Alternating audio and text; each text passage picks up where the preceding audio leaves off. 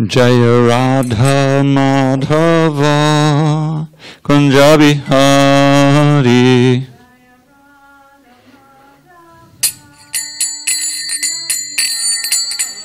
Jaya Radha Madhava Kunja Bihari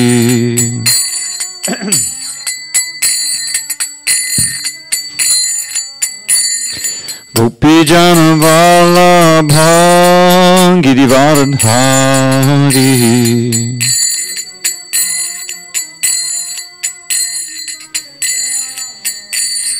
Gopi Jana Vallabha Girivardhari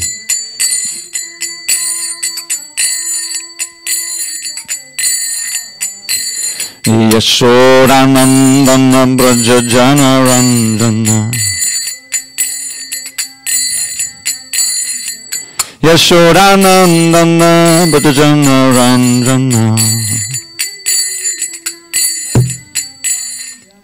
Yamuna Tira Vanachari Yamuna Tira Vanachari Jaya Radha Madhava Kunja Bihari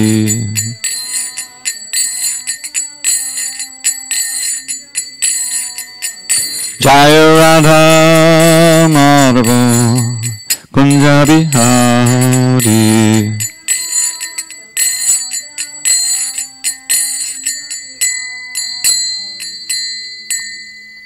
Jai Mr. Paramahansa, Dravida Prabhu, His Divine Grace Srila A.C. Bhaktivedanta Swami Prabhupada ki Jai. ISKCON BBT Founder Acharya Srila Prabhupada ki Jai. Jai Om Vishnupad Paramahansa, Parudikacharya Ashtottara Srimad Divine Grace Srila Bhakti Siddhanta Saraswati Thakur ki Jai. Ananta Koti Vaishnava ki Jai. Namacharya Srila Haridas Thakur ki Jai. Srimad Bhagavad Gita ki Jai. Samaveda Bhaktivinoda ki Jai. All glories to the assembled devotees. All glories to the assembled devotees. All glories to the assembled devotees. All glories to Shri Guru and Gauranga. We will be on page 127 today. Om Namo Bhagavate Vasudevaya. Om Namo Bhagavate Vasudevaya. Om Namo Bhagavate Vasudevaya.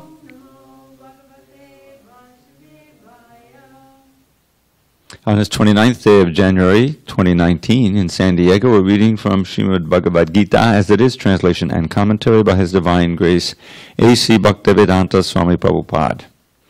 We are in chapter 2 entitled Contents of the Gita Summarized, text 61, page 127. Tani sarvani samyamya yukta asita matparaha Vachehi yasyendriyani tasya pragya patishtita Tani sarvani samyamya yukta asita matparaha Vachehi yasyendriyani tasya pragya patishtita Tani sarvani samyamya yukta asita matparaha Vachehi yasyendriyani tasya pragya patishtita. Go ahead, Marcy. Tani sarvani samyamya yukta asita matparaha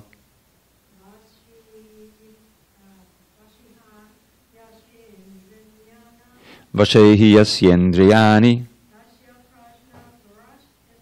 tasya pragya patishtita. I will read the word by words. All right. Maybe there's some water in here. We can always hope. Oh, look.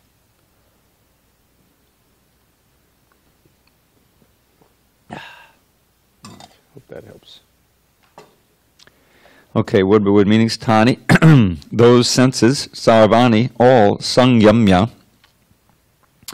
keeping under control, yuktaha, engaged, asita, should be situated, matparaha, in relationship with me, vashe, in full subjugation, he certainly, yasya, one whose, indriyani, senses, tasya, his, pragya, consciousness, patisthita, fixed.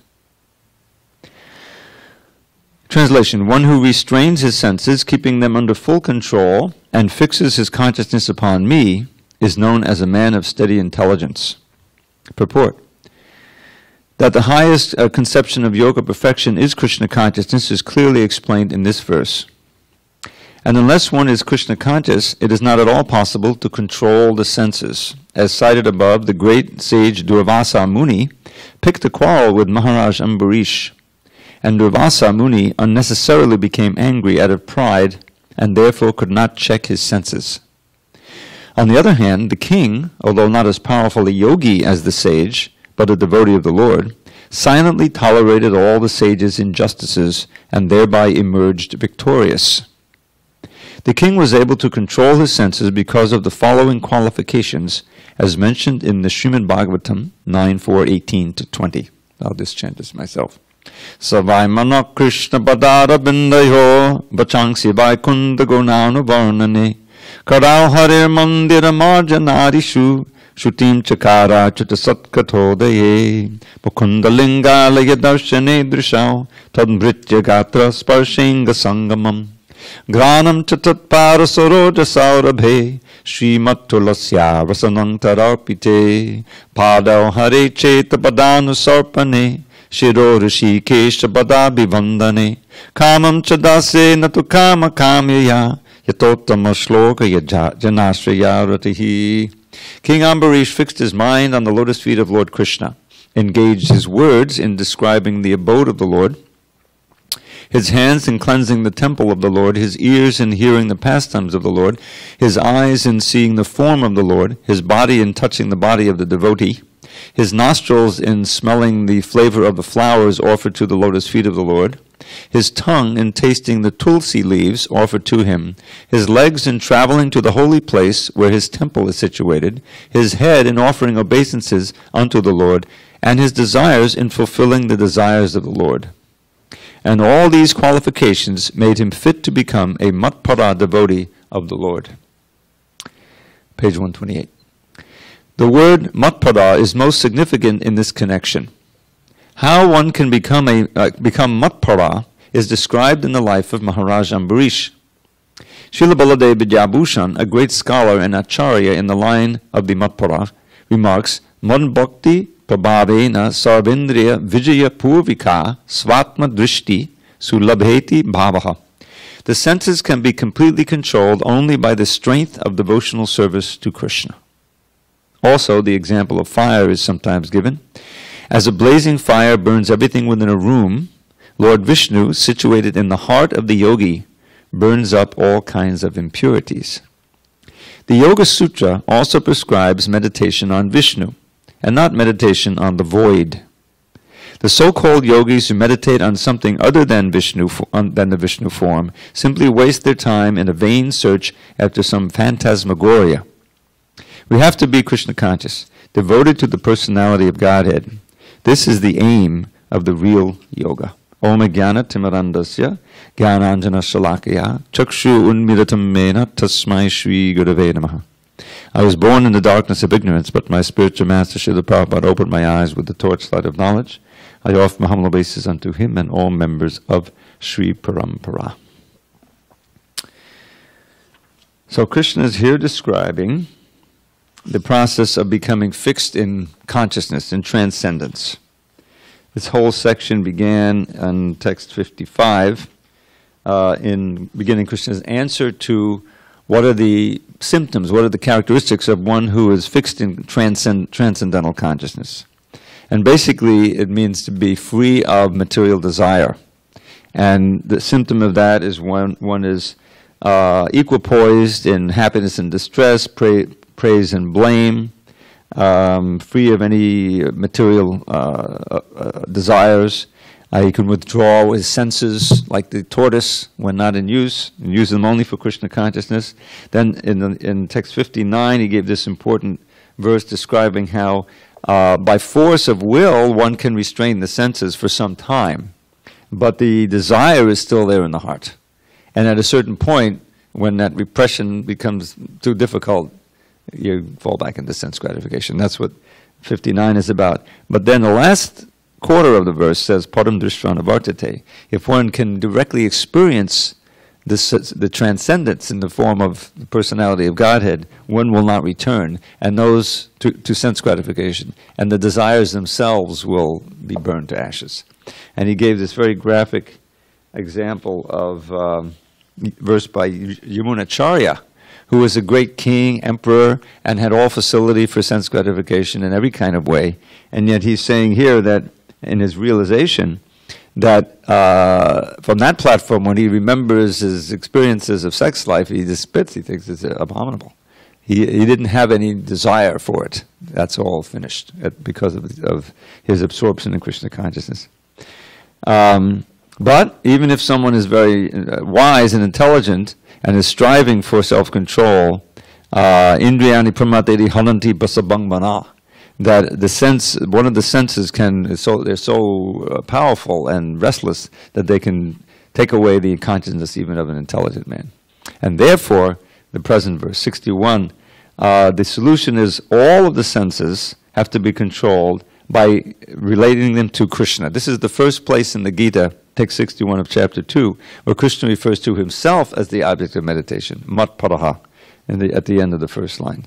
When they're situated in relation to me, hearing about Krishna, chanting about Krishna, seeing the form of the Lord, as described by these verses about Maharaj Ambarish, everything is covered. He began, notice, with putting his mind on Krishna, on the lotus feet of Krishna, his words in describing the Lord, his hands in cleansing the temple, his ears in hearing about Krishna, his eyes in seeing the form of the Lord, his body in embracing the body of the devotees, his nose, sense of smell, and smelling the flowers or the prasadam offered to the Lord, lotus feet of the Lord, and his feet in going to the temple of the Lord, his head in bowing down to the Lord, and most important, his desires in fulfilling the desires of the Lord. And in this way, he was fixed in consciousness. I explained his story last night. I don't know if you were here, Prabhu, but there's a story of this king Ambarish who was challenged by Durvasa Muni, who was a great yogi, but he was proud, as described in this purport, of his yoga achievements, and he was envious of King Ambarish, who was, after all, he was a king, he was involved in pounds, shilling, pence, and on the material platform. He said, why should he be honored so much when I have all of these yogic siddhis and, like that? So he challenged the king, and eventually he was forced to surrender to the king. And so that's a long story we told yesterday. But now, this is typical of the Shastra. They teach by contrast. So having explained the process of staying transcendental, which basically is keeping the senses engaged in Krishna's service, now he's going to describe the process of how the mind can be degraded by meditation on the object of the senses. So that's text 62. If there's no question on text 61, we'll proceed. If there are, you have to use this mic. Okay. Text 62. Dhyayato vishayan pungsa sangasteshu pajayate sangat sanjayate kama kamat krodho bijayate. While contemplating the objects of the senses, a person develops attachment for them, and from such attachment, lust develops, and from lust, anger arises. Purport. One who is not Krishna conscious is subjected to material desires while contemplating the objects of the senses. The senses require real engagements, and if they are not engaged in the transcendental loving service of the Lord, they will certainly seek engagement in the service of materialism. In the material world, everyone, including Lord Shiva and Lord Brahma, to say nothing of other demigods in the heavenly planets, is subjected to the influence of sense objects. And the only method to get out of this puzzle of material existence is to become Krishna conscious. Lord Shiva was deep in meditation, but when Parvati agitated him for sense pleasure, he agreed to the proposal, and as a result, Kartikeya was born. When Haridas Thakur was a young devotee of the Lord, he was similarly allured by the incarnation of Maya Devi. But Haridas easily passed the test because of his unalloyed devotion to Lord Krishna. As illustrated in the above-mentioned verse of Sri Yamunacharya, a sincere devotee of the Lord shuns all material sense enjoyment due to his higher taste for spiritual enjoyment in the association of the Lord. That is the secret of success.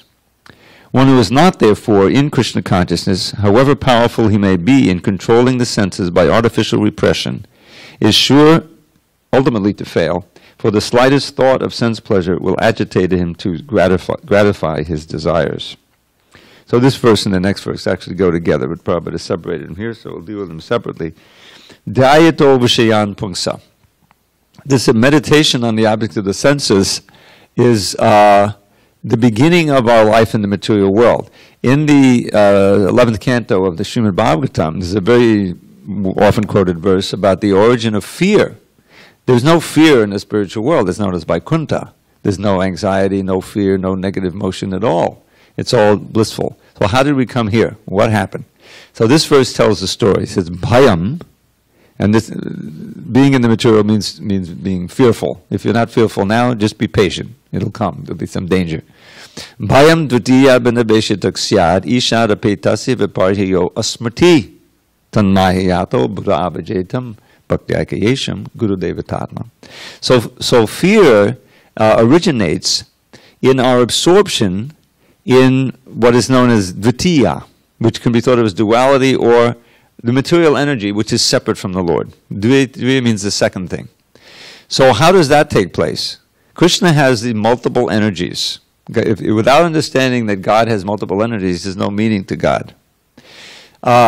So Krishna has the internal energy, he has the marginal energy, which is us, he has the external energy. The internal energy means through that he manifests everything in the spiritual sphere, which is eternal, full of bliss, full of knowledge. It doesn't have the inebrieties of this world. So that internal world is where Krishna lives, and there are many planets. There are different Vaikuntha planets, there are Vishnu Lokas, and the highest is Goloka Vrindavan, where Krishna is there cavorting, and ideally in the land of Braj with his cows and cowherd friends and the cowherd girls, and all of that is there. So, but part of his energy consists of the living entities there, who are known as Jiva Shakti. And more graphically and descriptively, Tatastha Shakti. Tatastha means on the margin. Because we're minute, even though we belong to the internal energy of Krishna, and our natural place is to be with him in the spiritual world eternally and not even worry about old age, disease, and death. Because we are part and parcel of Krishna, we have a slight bit of independence. We have a tendency sometimes to turn our back on Krishna and try to be independent enjoyers and controllers. And then so Bhayam Dvitiya Abhinaveshatak means we got absorbed in this material energy that we are all surrounded by here. And we forget all about Krishna. Ishad, the Lord, apetasya, turning away from. We turn away from Krishna, to forget about him. Viparyayo asmati. Viparya means our position is reversed. Instead of our natural position as servants of Krishna, we become artificial masters.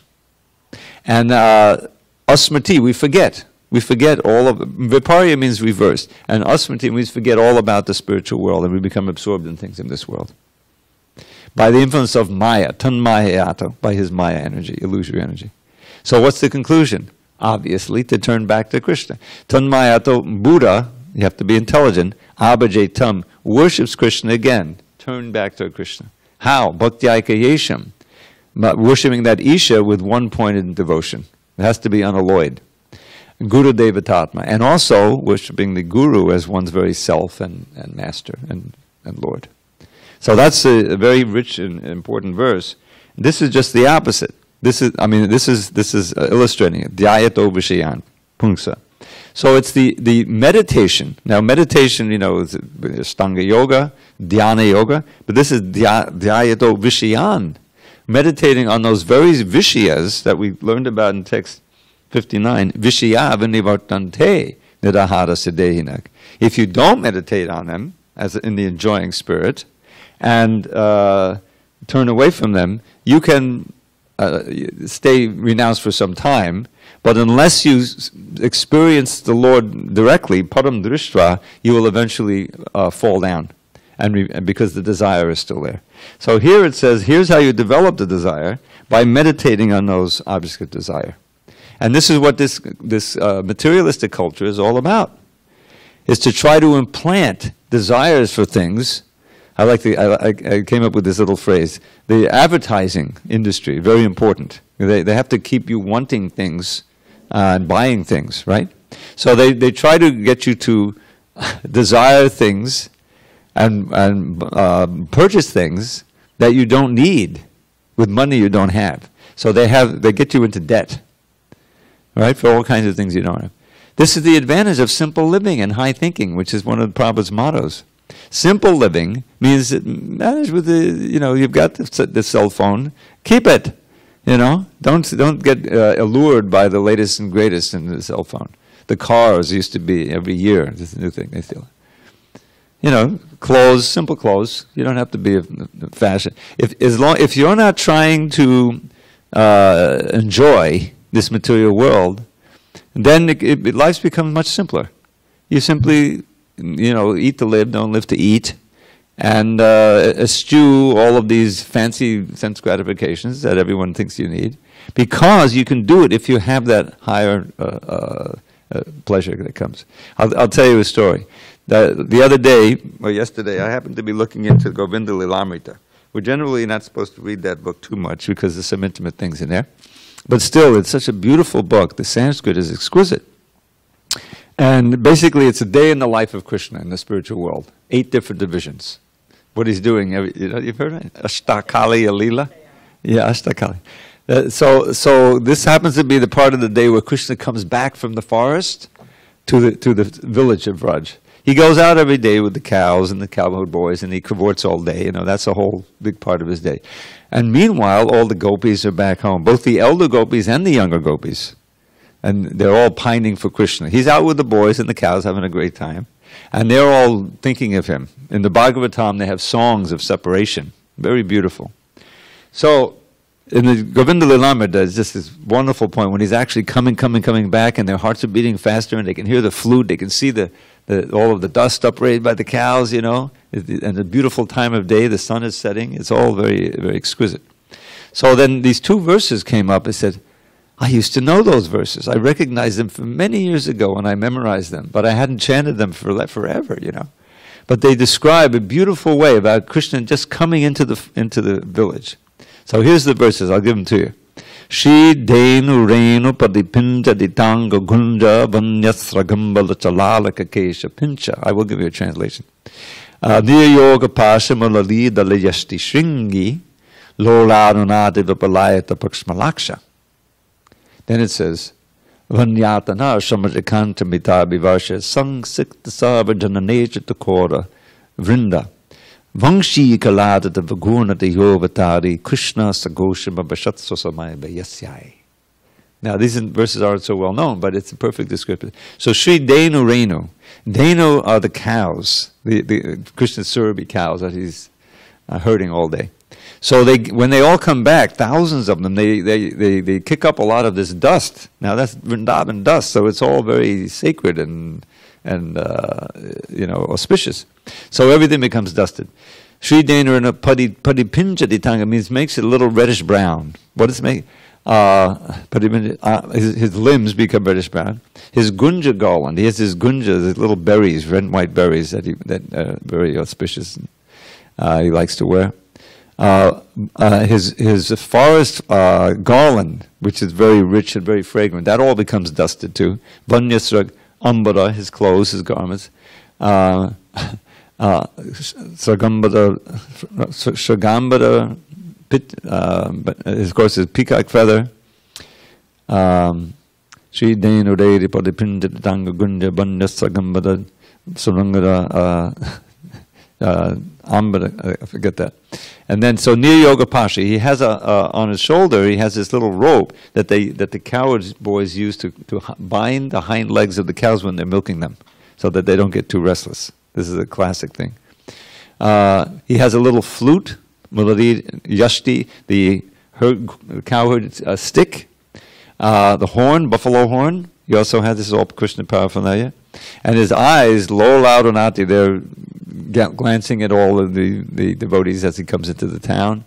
They're a little reddish at the corners, they're wide open, and they're broad like there's lotus petals, and beautiful eyelashes, it describes, Pakshmalaksha. By the effort of all the herding, he's perspiring a little bit, which is making him even more beautiful, and that's like that rain of beauty is sprinkling the Chataka birds of the eyes of all the residents of Vrindavan. They're drinking in the beauty of his face, especially the gopis. And then, of course, he plays that flute, Vangshi Kalada Tabagunata Yovatali, and all of the young girls become, their hearts start beating a little faster. You know, there's Krishna, they're hearing that flute, you know. And this way, Krishna enters into the village of Vrindavan with the cows and with his friends of the same age. So it's just a meditation. At those two verses, there's so much there. So anyway, that's the kind of meditation or the kind of absorption the mind should have, which will, just the opposite of this. You're not meditating on the objects of the senses, and so you're becoming different to that, but the experience is there internally from thinking of Krishna, meditating on him and serving him. So here, what's happening is that by the meditation on the objects of the senses, desire grows. This is what the mind is doing, sankalpa vikalpa. And by that arising of karma, then sangas comes, which is attachment. And if you keep doing it, it turns into kama, which is stronger attachment, you know, practically uncontrollable.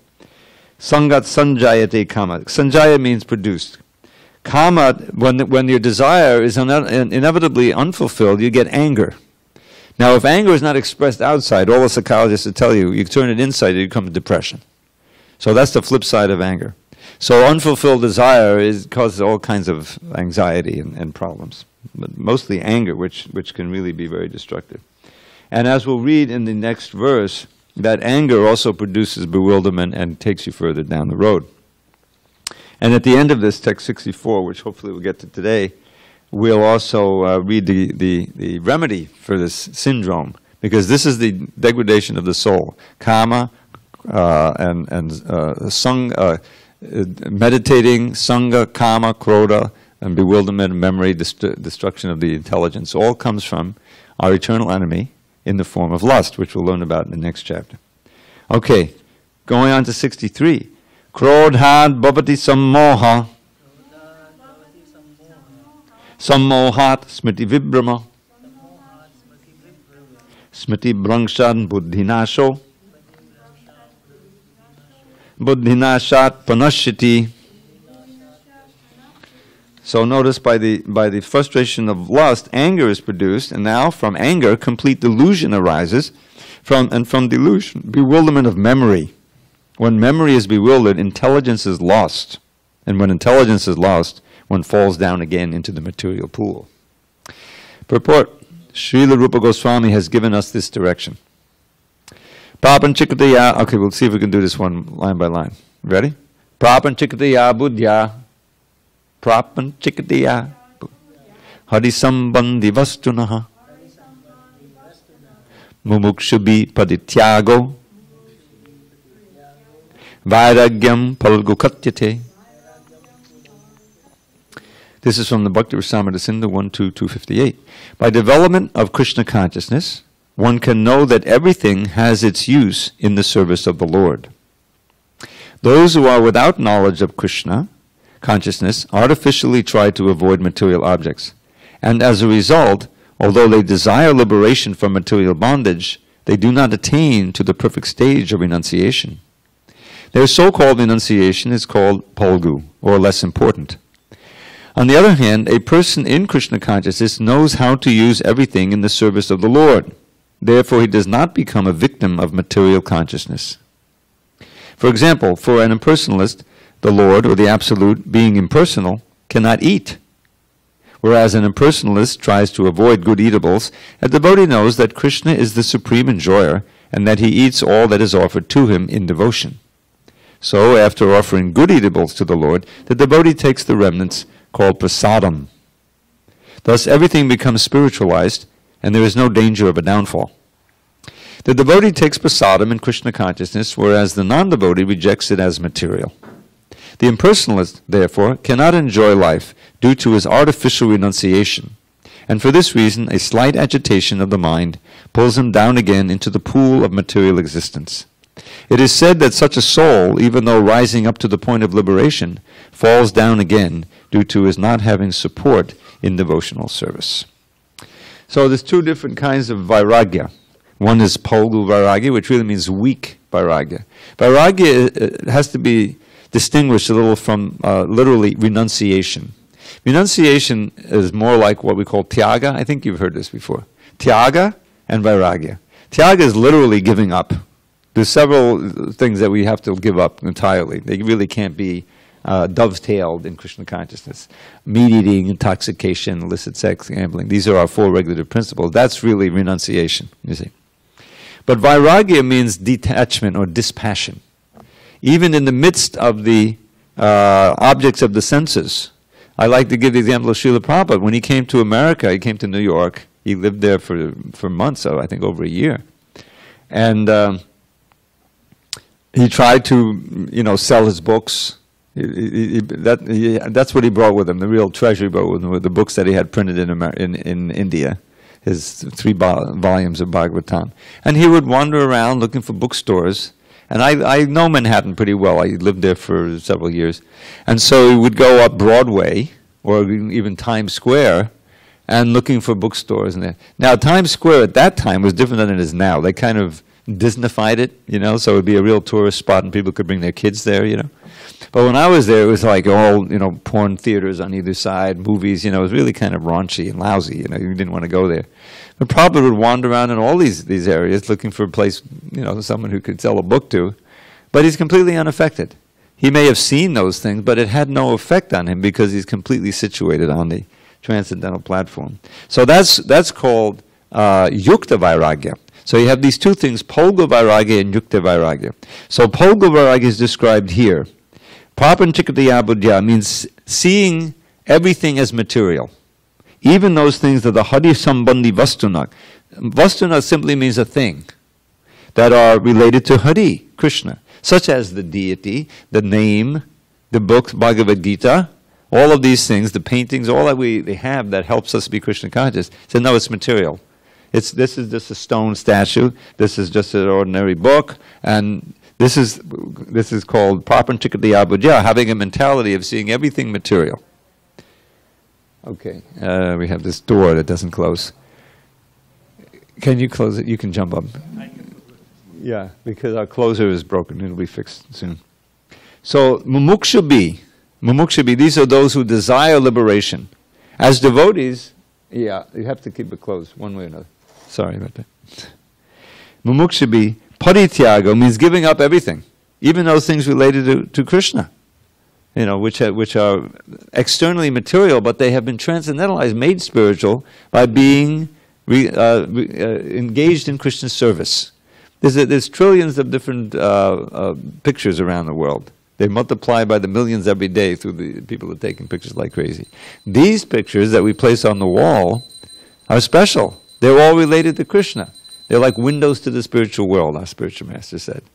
So there's nothing material about them. Rather, they help us be Krishna conscious. And so devotees don't practice this kind of vairagya. This is called vairagyam polgu kachite. Polgu means weak. It can easily be overcome. And the example Prabhupada often gives, Vishwamitra, who was a great meditator, one of these big yogis like Durvasa.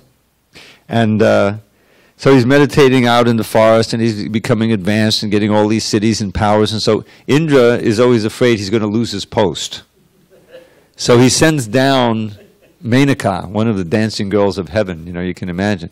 So he's got his eyes closed, so she can't really, attract him with the eyes, but she had these ankle bells on.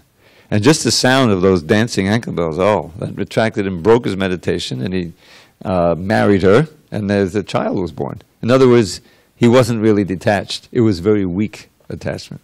On the other hand, Yukta Vairagya is anasaktasya vishayan yataham upayunjata nirbandha krishna sambandhe yuktam vairagya muchyate. Without attachment to the object of the senses. Anasaktasya vishayan. Here's that word vishayan again, the same thing. Yataham upayunjata. Engaging them where appropriate, as appropriate, in the service of the Lord. Just as, books, microphones, money, The yogi said, money? No. I'm a yogi. I just live on berries and fruits in the forest. I don't touch money. It's polluting. Prabhupada said, here, bring it all to me. I'll take all the money. And to build temples and print books and to get on an airplane and go and, in other words, money itself is not the polluting thing. It's how you use it. The body itself, which is we get because of material attachment to the previous life, can be spiritualized through intelligence, engaging it in the service of the Lord. And then the body itself becomes your best friend and devotional paraphernalia. Here's a verse that you won't hear anywhere else. It's quoted from chapter 87 of the 10th canto. The prayers of the personified Vedas. Now this just shows the amazing art that it went into making the Bhagavatam. These verses are unique in the Bhagavatam in terms of the meter. So I memorized a bunch of them. I remember this one especially. And it's exactly pertinent to this. So let me see if God.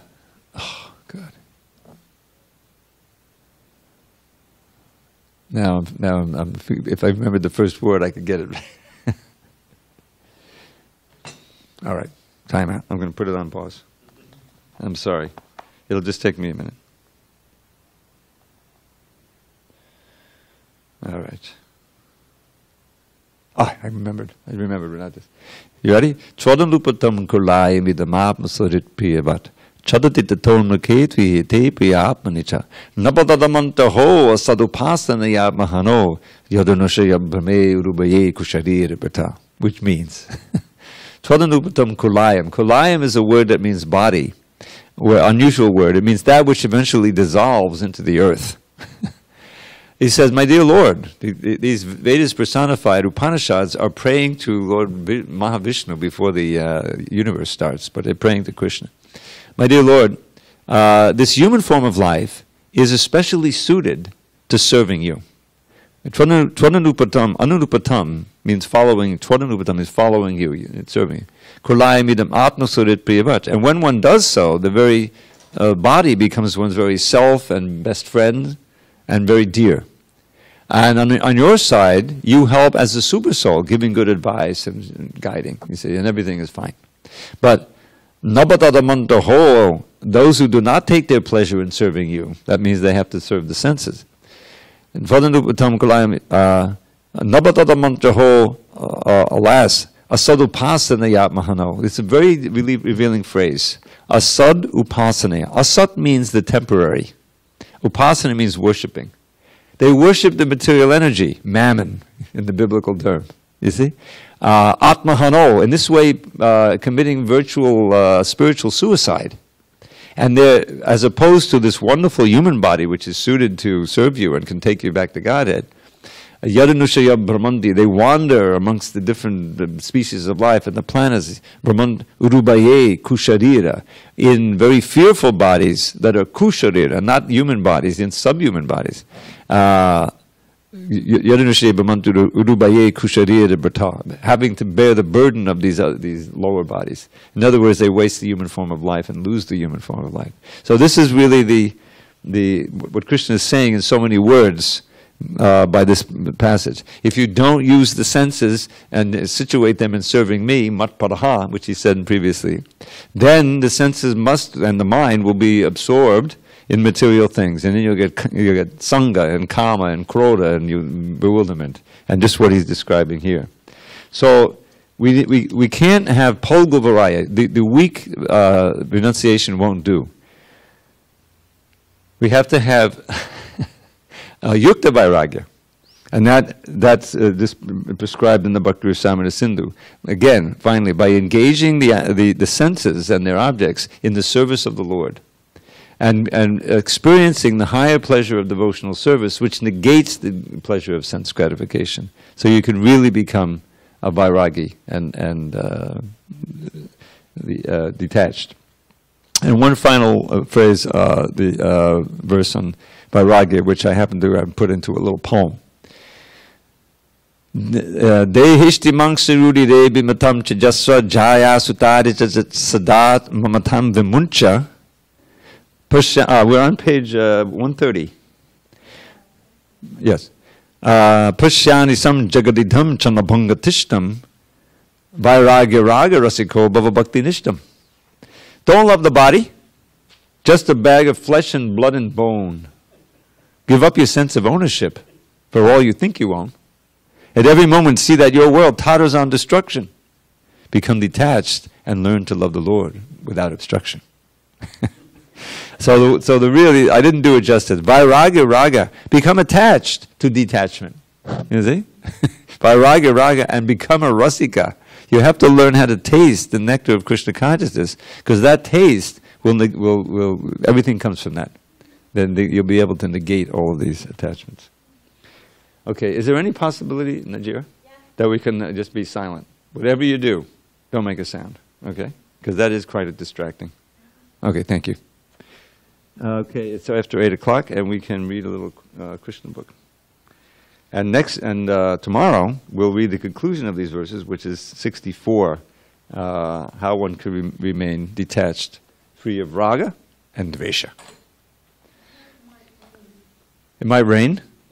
Oh well, we have to tolerate.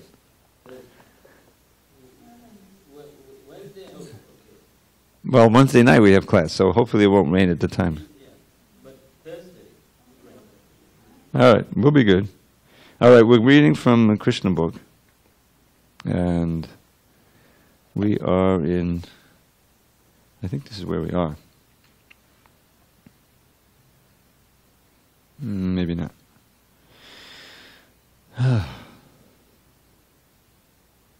No, wait a minute. Vision of the universal form. Hold on a second. Don't say anything. This was today. Tuesday. Putana killed. Okay. No, we read that already. We read Putana. That was January 15th. So where's my Tuesday? All right.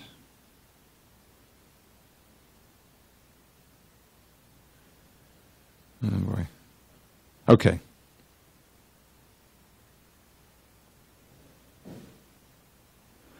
This is it. So, we finished the last chapter, the killing of Vatsasura and Bakasura, and now we're going to read about Agasura. You've heard of Agasura? Big python, 8 miles long. Once the Lord desired to go early in the morning with all his cowherd boyfriends to the forest, where they were to assemble together and take lunch. As soon as he got up from bed, he blew his buffalo horn bugle and called all his friends together, keeping the calves before them. Krishna was still a calf herd. He wasn't yet a cow herd. They just were able to take care of the calves. The boys started for the forest in a great procession. In this way, Lord Krishna assembled thousands of his boyfriends. They were each equipped with a stick, flute, and horn, as well as a lunch bag, and each of them was taking care of thousands of calves. All the boys appeared very jolly and happy in that excursion. Each and every one of them, including Krishna, was attentive to his personal calves as he herded them in the different places in the forest. The boys were fully decorated with various kinds of golden ornaments, yet out of sporting propensities, they began to pick up flowers and leaves, twigs and peacock feathers, and red clay from different places in the forest, and further decorate themselves in different ways. While passing through the forest, one boy stole another boy's lunch package and passed it to a third. And when the boy whose lunch package was stolen came to know of it, he tried to take it back. But the boy who had it threw it to another boy. This sport of playing went on amongst the boys as childhood pastimes. When Lord Krishna went ahead to a distant place in order to see some specific scenery, the boys behind him ran to try to catch up and be the first to touch him. So there was a great competition. One would say, "I will go there and touch Krishna." And another would say, "Oh, you cannot go. I'll touch Krishna first." Some of them played on their flutes or vibrated bugles made of buffalo horn. Some gladly followed the peacocks and imitated the onomatopoetic sounds of the cuckoo. While the birds were flying in the sky, the boys ran after the birds' shadows along the ground and tried to follow their exact courses. Some of them went to the monkeys and silently sat down by them, and some of them imitated the dancing of the peacocks. Some of them caught monkeys by the tail and played with them, and when the monkeys jumped into a tree, the boys followed. When a monkey showed its face and teeth, a boy imitated and showed his teeth to the monkey. Some of the boys played with the frogs on the bank of the Yamuna, and when out of fear the frogs jumped into the water, the boys immediately dove in after them. And they would come out of the water when they saw their own shadows and stand imitating, making caricatures and laughing. They would also go to an empty well and make loud sounds, and when the echo came back, they would call it ill names and laugh. As stated personally by the Lord in the Bhagavad Gita, he is realized proportionately by transcendentalists as Brahman, Paramatma, and the Supreme Personality of Godhead. Here, in confirmation of the same statement, Lord Krishna, who awards the impersonalists the pleasure of Brahman realization by his bodily effulgence, also gives pleasure to the devotees as the Supreme Personality of Godhead. Those who are under the spell of the external energy, Maya, take him only as a beautiful child. Yet he gave full transcendental pleasure to the cowherd boys who played with him. Only after accumulating heaps of pious activities were those boys promoted to personal association with the Supreme Lord. Who can estimate the transcendental fortune of the residents of Vrindavan? They were personally seeing the Supreme Lord face to face, he whom many yogis can't find even after undergoing severe austerities, although he's sitting within their hearts.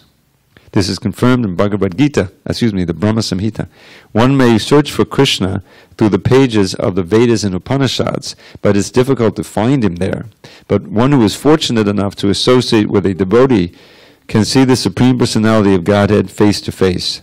After accumulating pious activities in many, many previous lives, the cowherd boys were seeing Krishna face to face and playing with him as friends. They couldn't understand that Krishna is the Supreme Personality of Godhead, but they were playing as intimate friends with intense love for him. When Krishna was enjoying his childhood pastimes with his boyfriends, one Aghasura demon became very impatient. He was unable to tolerate seeing Krishna play so happily, and therefore he appeared before the boys, intending to kill them all. This Aghasura was so dangerous that even the denizens of heaven were afraid of him. Although the denizens of heaven drank nectar daily to prolong their lives, they were afraid of this Aghasura and were wondering, when will the demon be killed? The denizens used to drink nectar to become immortal, but actually they weren't very confident of their immortality. On the other hand, the boys playing with Krishna had no fear of the demons. They were free of fear. Any material arrangement for protecting oneself from death is always unsure, but if one is in Krishna consciousness, then immortality is confidently assured. The demon Aghasura appeared before Krishna and his friends.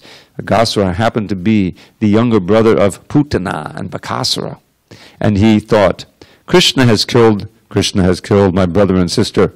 Now I shall kill him, along with all his friends and calves. Aghasura was instigated by Krishna, so he had come with determination.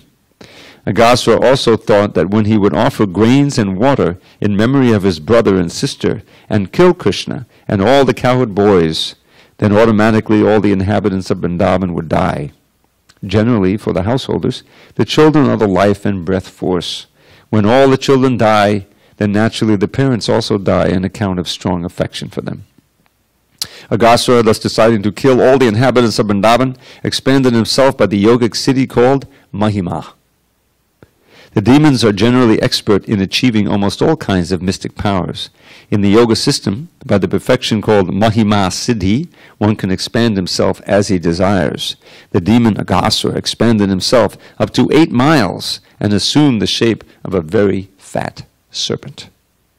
Having attained this wonderful body, he stretched his mouth open just like a mountain cave. Desiring to swallow all the boys at once, including Krishna and Balaram, he sat on the path. The demon, in the shape of a big fat serpent, expanded his lips from land to sky. His lower lip was touching the ground, and his upper lip was touching the clouds. His jaws appeared like a big mountain cave without limitation, and his teeth appeared just like mountain summits. And we'll pick that up tomorrow. All glories to Srila Prabhupada. Hari Hari Bol.